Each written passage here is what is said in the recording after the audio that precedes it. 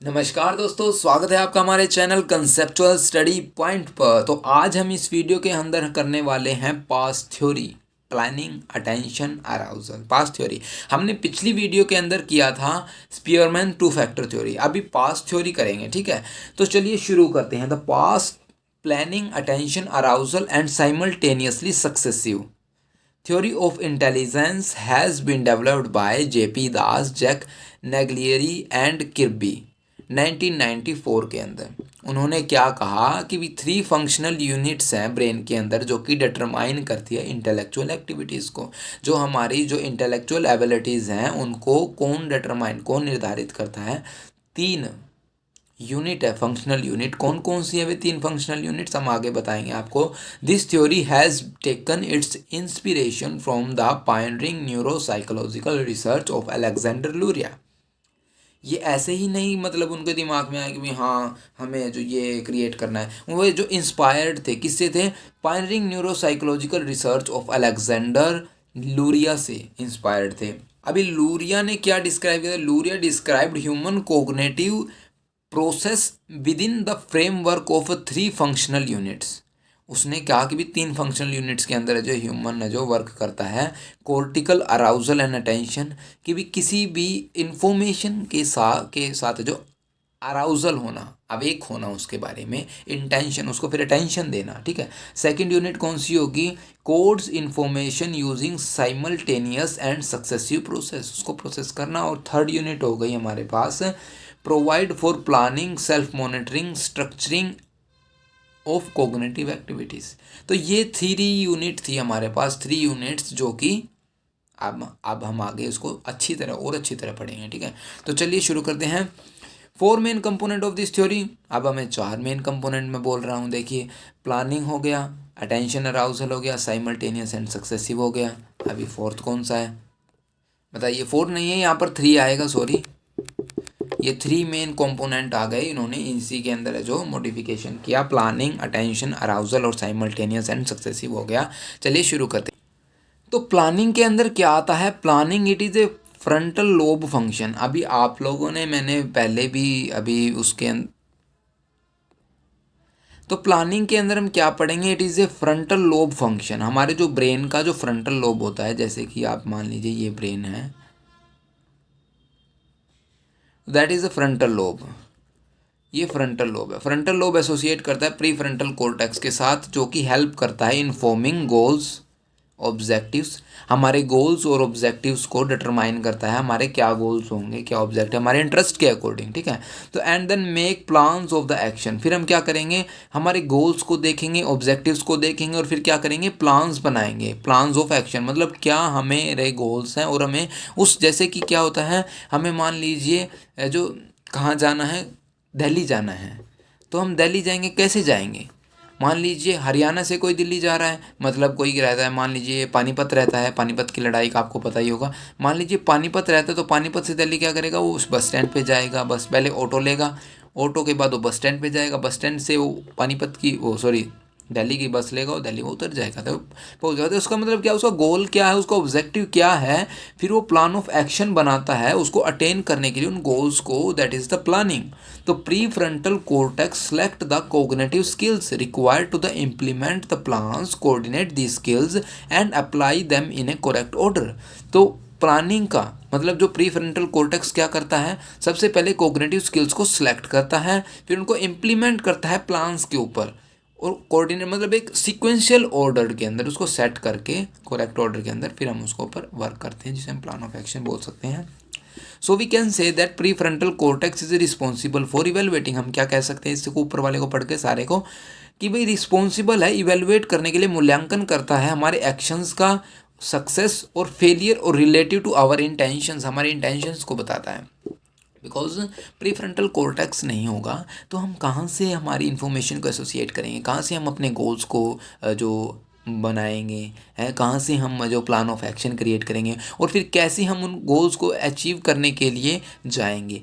क्यों हम फेल हो जाते हैं, क्या हमारी सक्सेस का कारण है, इंटेंशन हमारे माइंड की क्या है, that is a responsible pre frontal cortex according to the past theory. Okay. अभी आता है planning help us to achieve.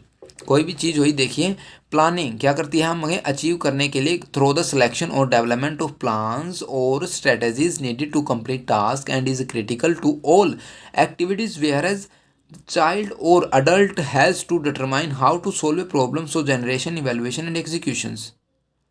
Generation, problem का जनरेट होना, उसका मूल्यांकन करना और उसको सोल्व करना, मतलब एग्जीक्यूट कर देना, किसी भी प्रोग्राम को कंप्लीट करना, सारा काम प्रीफ्रंटल कॉर्टेक्स है। प्लानिंग से ही शुरू होता है कोई भी काम है। आप देख सकते हैं, अगर आपको कोई ट्रिप है, गोवा की ट्रिप है, तो आप प्लान करोगे हमें ये सामान लेके जाना है, यहाँ यहाँ हमें पैसा बचाना है और ऐसे ऐसे हमने फुल एंजॉय करना है, दैट इज़ द प्लानिंग।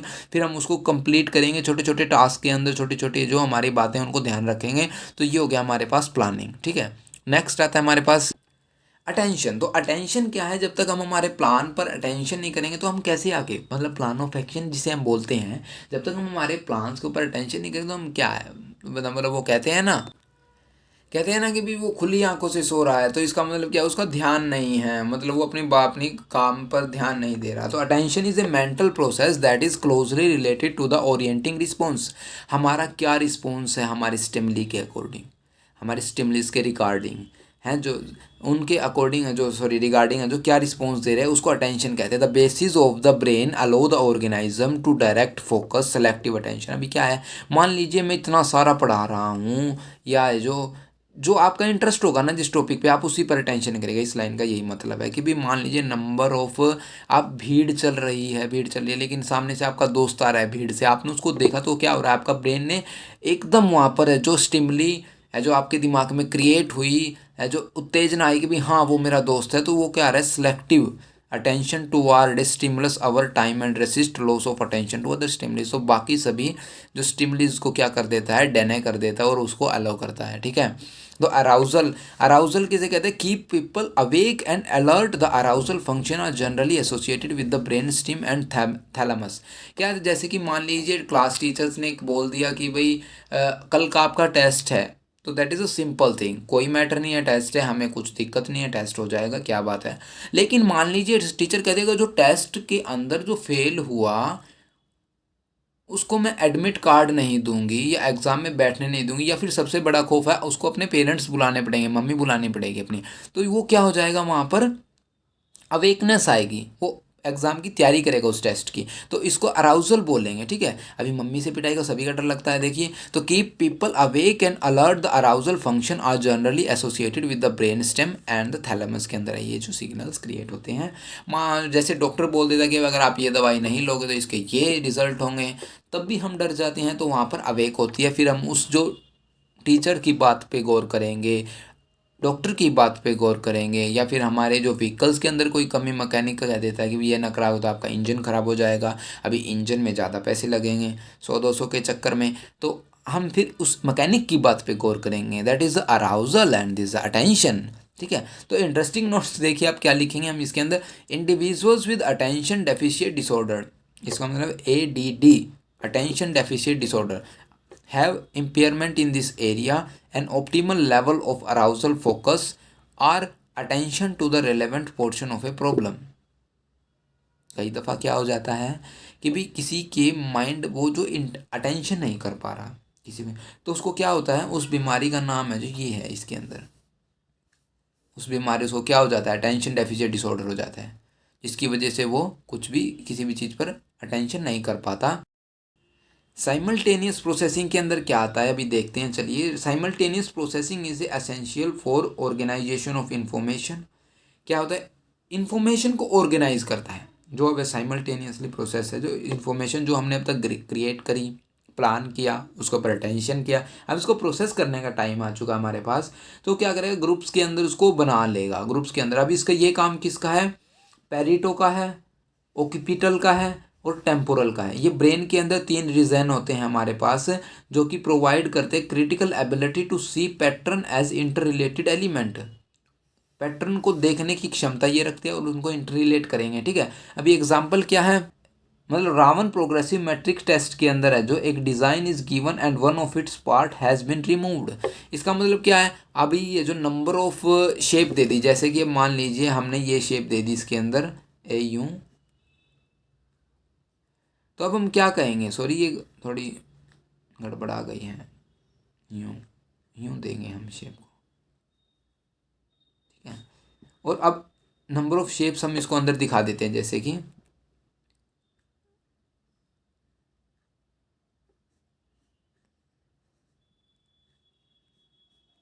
अब हम कह रहे हैं इन चारों में से कौन सी शेप आएगी, हमें पता ये वाली आएगी, तो यही तो है। प्रोग्रेसिव मैट्रिक टेस्ट के अंदर design is given and one of the its part has been removed, we are required to choose one of the 6 option which complete the design.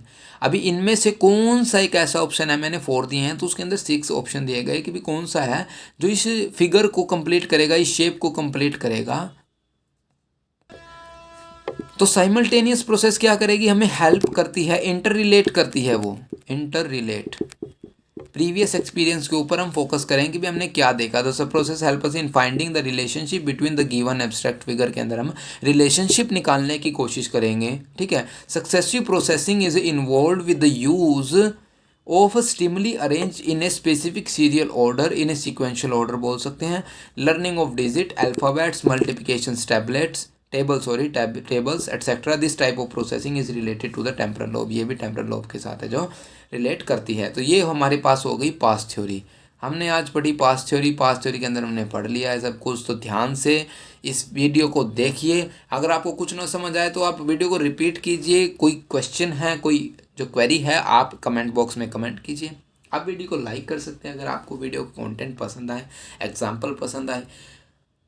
अगर ये वीडियो आपके लिए इन्फॉर्मेटिव है, आपके दोस्तों के लिए इन्फॉर्मेटिव है, तो आप वीडियो को शेयर कर सकते हैं और सब्सक्राइब कर सकते हैं हमारे चैनल को फॉर फर्दर अपडेट्स, ताकि हमारी हर वीडियो आपके पास पहुंचती रहे। इस चैनल पर हमारे जो केमिकल्स मेटेरियल्स से जो साइंस की वीडियोस भी डलती हैं, कॉमर्स से रिलेटेड बहुत अच्छी तरह पढ़ाया जाता है कॉमर्स। आप अगर आपका फ्रेंड कोई है तो आप इस चैनल को वहाँ भी शेयर कर सकते हैं। तो thanks for watching this video, have a nice day.